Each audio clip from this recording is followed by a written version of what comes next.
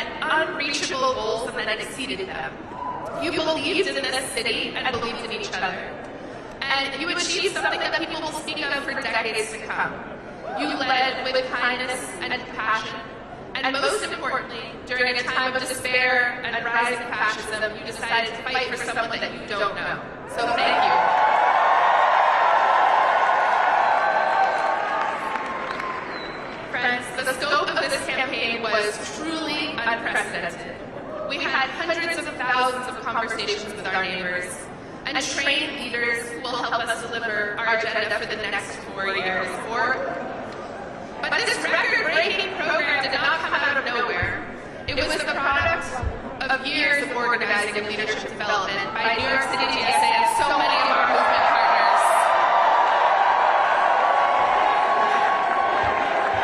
And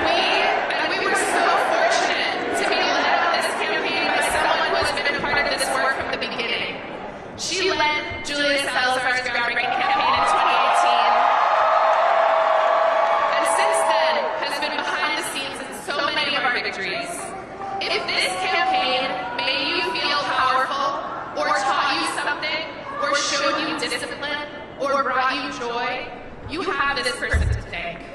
She is caring, wise, and deeply committed to our movement. And I am sure she is backstage losing her mind at being called out like this. But I need everyone here to please join me in giving her the longest and loudest round of applause, our organizing director, Tasha.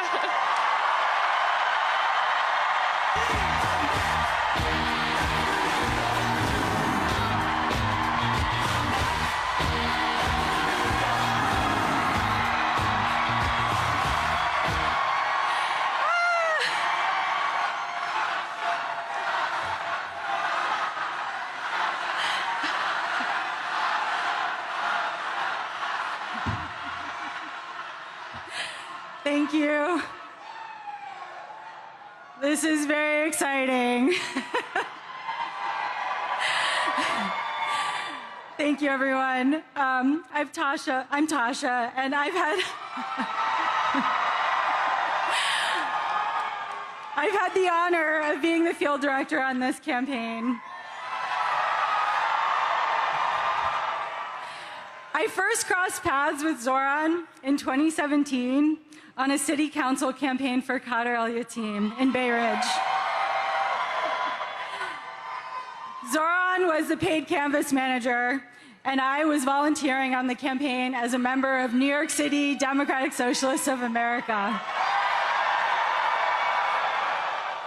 I don't think that we could ever have imagined that 8 years later, we would be here on election night for a mayoral campaign, 104,000 volunteers strong.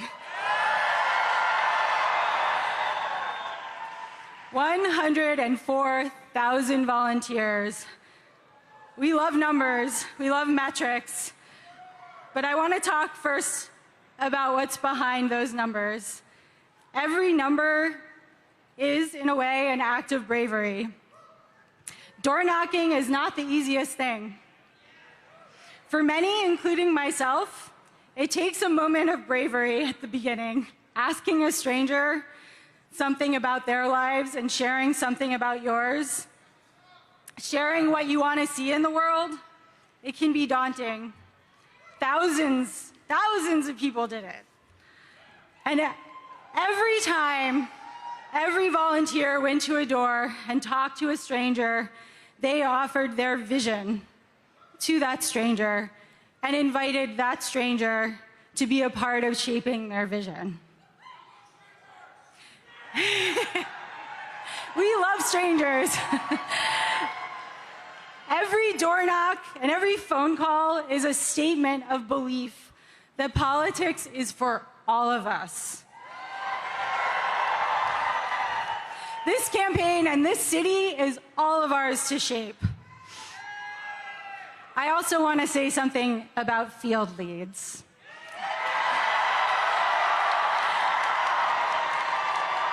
All of our canvases, for those who don't know, all of our canvases have been led by volunteers we call field leads. Many of them are here. Most led a shift every week, and some led a shift every week since December. And every time they led a canvas, and they were the ones welcoming new volunteers into our movement. They were the ones who helped inspire folks coming out to canvas for the first time.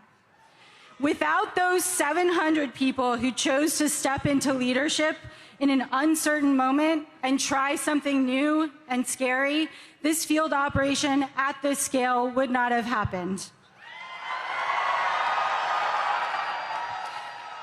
Those 700 people prove that leadership isn't about having all of the answers, it's about the willingness to step into the unknown and inspire others to imagine something better.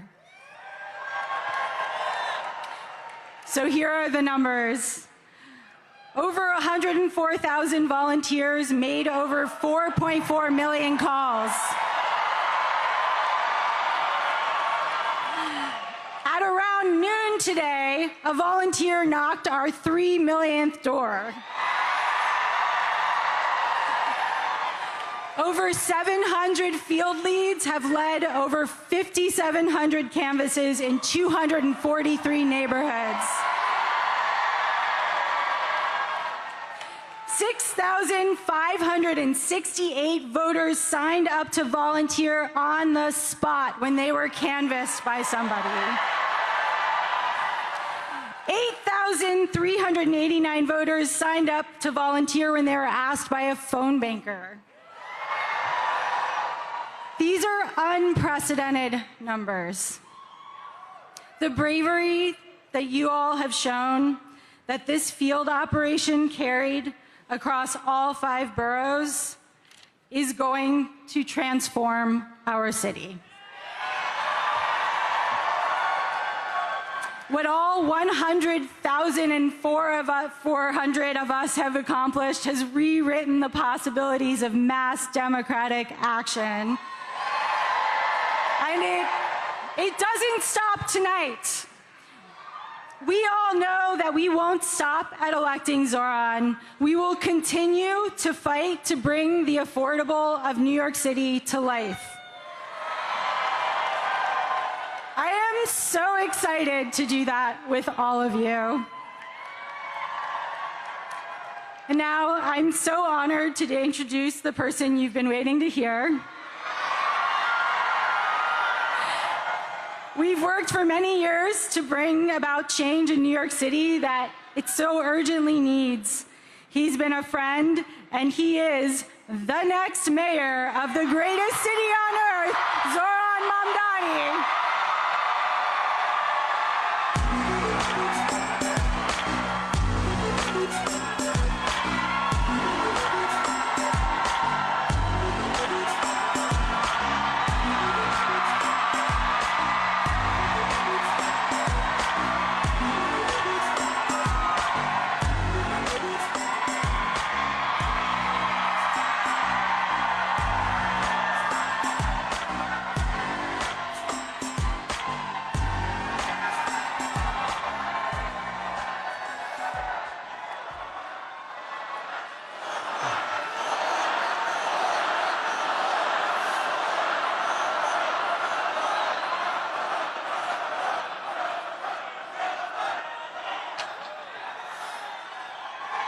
Thank you, my friends.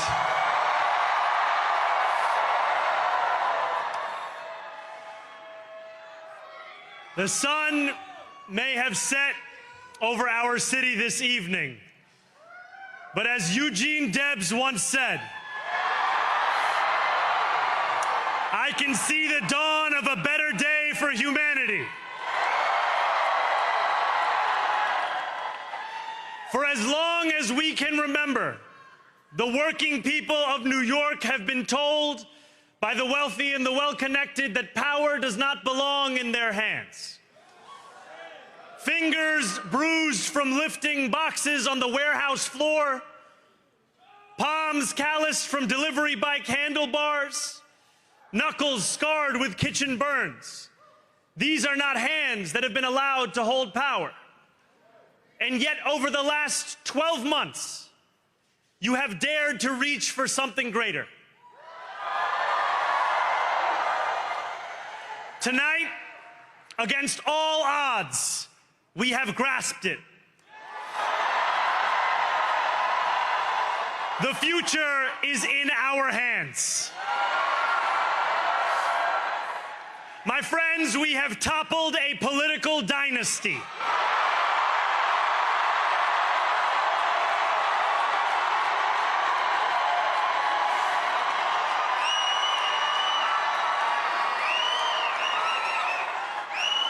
I wish Andrew Cuomo only the best in private life.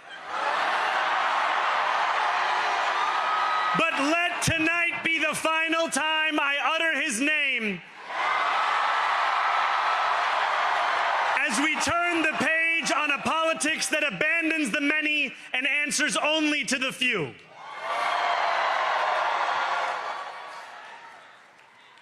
New York, tonight you have delivered. mandate for change. A mandate for a new kind of politics. A mandate for a city we can afford. And a mandate for a government that delivers exactly that. On January 1st, I will be sworn in as the mayor of New York City.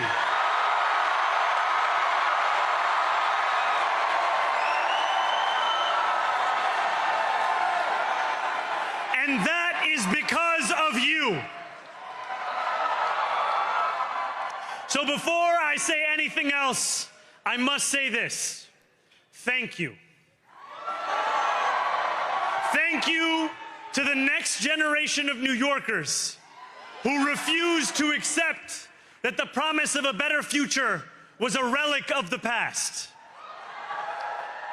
You showed that when politics speaks to you without condescension, we can usher in a new era of leadership. We will fight for you because we are you. Or as we say on Steinway, ana minkum wa ilaykum.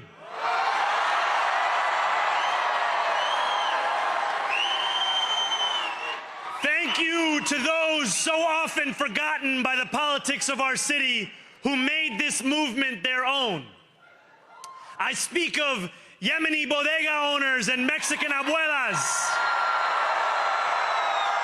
Senegalese taxi drivers and Uzbek nurses, Trinidadian line cooks and Ethiopian aunties. Yes, aunties. To every New Yorker in Kensington and Midwood and Hunts Point, know this. This city is your city, and this democracy is yours too.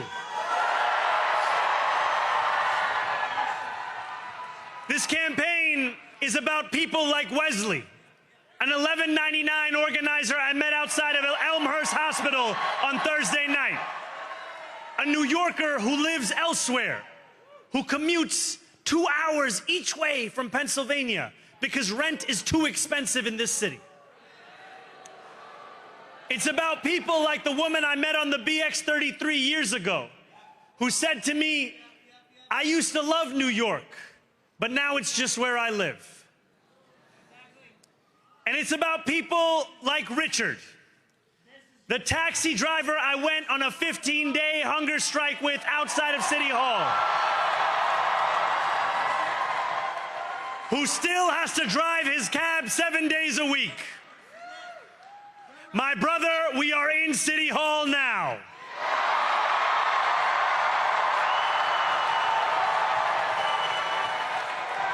This victory is for all of them, and it's for all of you. The more than 100,000 volunteers who built this campaign into an unstoppable force. Because of you, we will make this city one that working people can love and live in again. With every door knocked, every petition signature earned, and every hard-earned conversation, you eroded the cynicism that has come to define our politics. Now I know that I have asked for much from you over this last year. Time and again, you have answered my calls. But I have one final request. New York City, breathe this moment in. We have held our breath for longer than we know.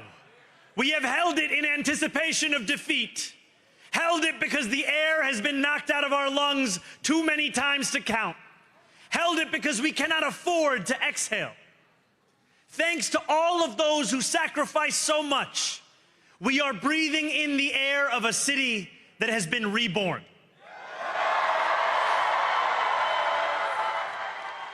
To my campaign team, who believed when no one else did, and who took an electoral project and turned it into so much more. I will never be able to express the depth of my gratitude. You can sleep now. To my parents, Mama and Baba, you have made me into the man I am today. I am so proud to be your son. And to my incredible wife, Rama,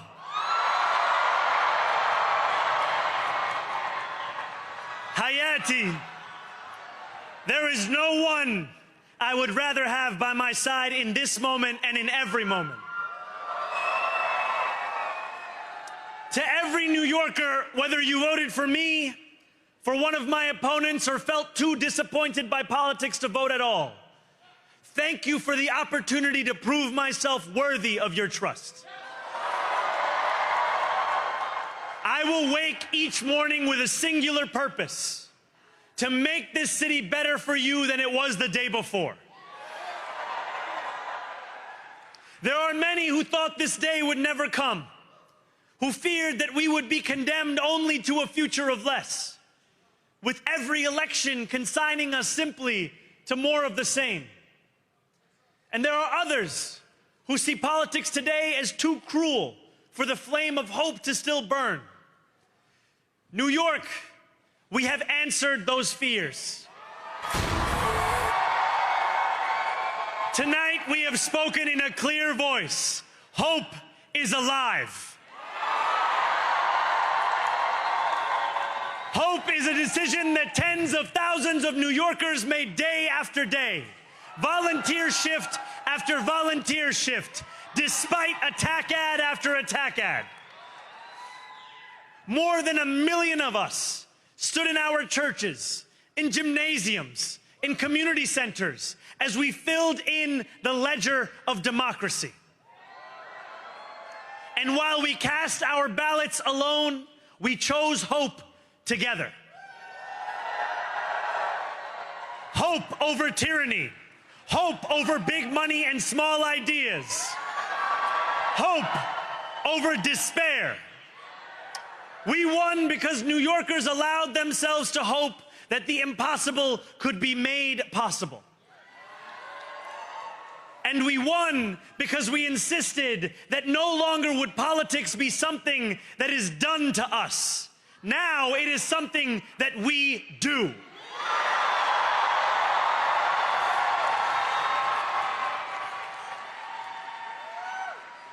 Standing before you, I think of the words of Jawaharlal Nehru.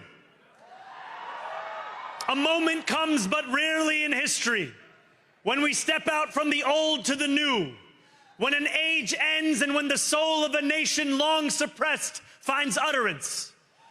Tonight we have stepped out from the old into the new.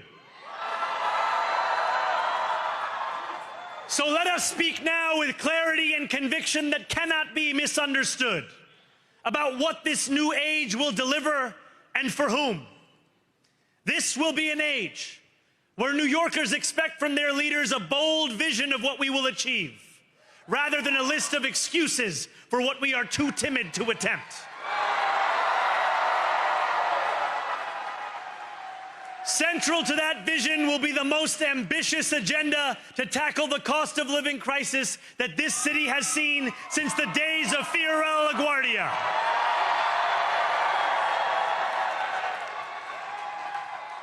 An agenda that will freeze the rents for more than 2 million rent-stabilized tenants. Make buses fast and free. And deliver universal child care across our city.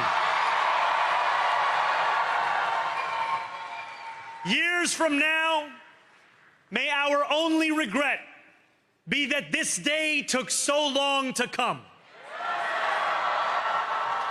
This new age will be one of relentless improvement. We will hire thousands more teachers. We will cut waste from a bloated bureaucracy. We will work tirelessly to make lights shine again in the hallways of NYCHA developments where they have long flickered. Safety and justice will go hand in hand as we work with police officers to reduce crime and create a department of community safety that tackles the mental health crisis and homelessness crises head on. Excellence will become the expectation across government, not the exception. In this new age we make for ourselves, we will refuse to allow those who traffic in division and hate to pit us against one another. In this moment of political darkness, New York will be the light. Here, we believe in standing up for those we love. Whether you are an immigrant, a member of the trans community, one of the many black women that Donald Trump has fired from a federal job, a single mom still waiting for the cost of groceries to go down, or anyone else with their back against the wall, your struggle is ours too. And we will build a city hall that stands steadfast alongside Jewish New Yorkers and does not waver in the fight against the scourge of anti-Semitism. Where the more than 1 million Muslims know that they belong. Not just in the 5 boroughs of this city, but in the halls of power. No more will New York be a city where you can traffic in Islamophobia and win an election.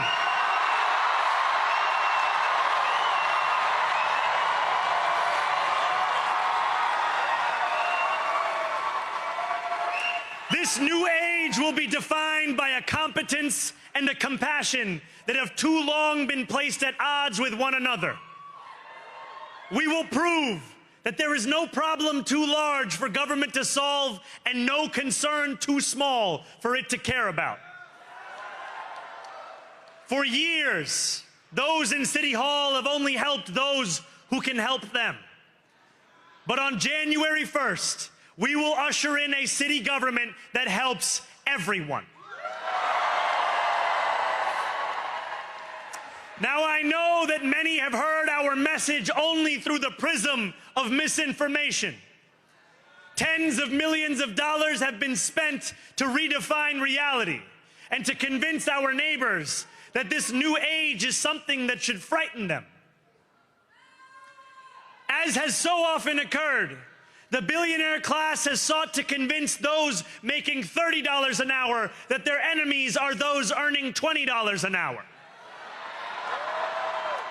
They want the people to fight amongst ourselves so that we remain distracted from the work of remaking a long broken system.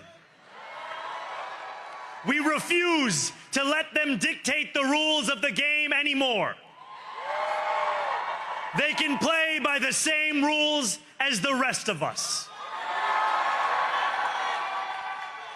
Together, we will usher in a generation of change. And if we embrace this brave new course, rather than fleeing from it, we can respond to oligarchy and authoritarianism with the strength it fears, not the appeasement it craves. After all, if anyone can show a nation betrayed by Donald Trump how to defeat him, it is the city that gave rise to him.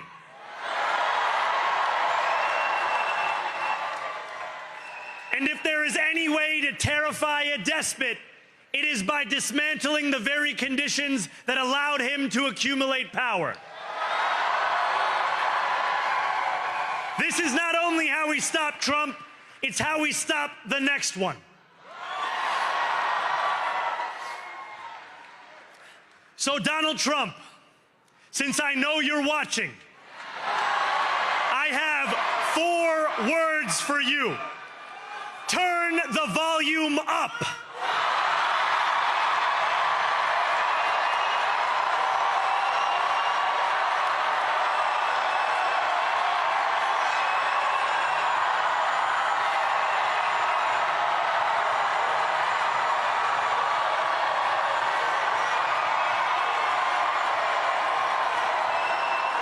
We will hold bad landlords to account because the Donald Trumps of our city have grown far too comfortable taking advantage of their tenants. We will put an end to the culture of corruption that has allowed billionaires like Trump to evade taxation and exploit tax breaks. We will stand alongside unions and expand labor protections because we know, just as Donald Trump does, that when working people have ironclad rights, the bosses who seek to extort them become very small indeed. New York will remain a city of immigrants, a city built by immigrants, powered by immigrants, and as of tonight, led by an immigrant.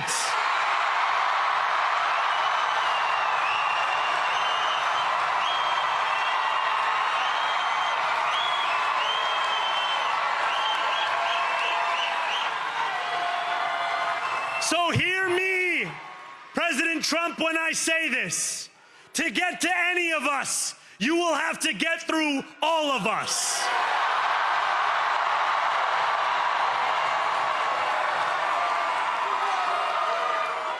When we enter City Hall in 58 days, expectations will be high.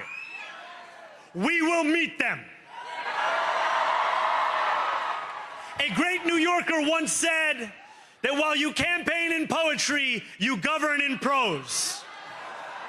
If that must be true, let the prose we write still rhyme, and let us build a shining city for all. And we must chart a new path, as bold as the one we have already traveled. After all, the conventional wisdom would tell you that I am far from the perfect candidate.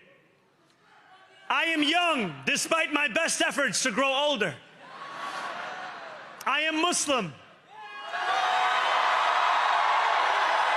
I am a democratic socialist. And most damning of all, I refuse to apologize for any of this. And yet, if tonight teaches us anything, it is that convention has held us back. We have bowed at the altar of caution, and we have paid a mighty price. Too many working people cannot recognize themselves in our party. And too many among us have turned to the right for answers to why they've been left behind. We will leave mediocrity in our past. No longer will we have to open a history book for proof that Democrats can dare to be great. Our greatness will be anything but abstract. It will be felt by every rent-stabilized tenant who wakes up on the first of every month, knowing the amount they're going to pay hasn't soared since the month before. It will be felt by each grandparent who can afford to stay in the home they have worked for, and whose grandchildren live nearby because the cost of childcare didn't send them to Long Island. It will be felt by the single mother who is safe on her commute and whose bus runs fast enough that she doesn't have to rush school drop-off to make it to work on time. And it will be felt when New Yorkers open their newspapers in the morning and read headlines of success, not scandal. Most of all, it will be felt by each New Yorker when the city they love finally loves them back. Together, New York, we're going to freeze the... Together, New York, we're going to make buses fast and... Together, New York, we're going to deliver universal... Let the words we've spoken together, the dreams we've dreamt together, become the agenda we deliver together.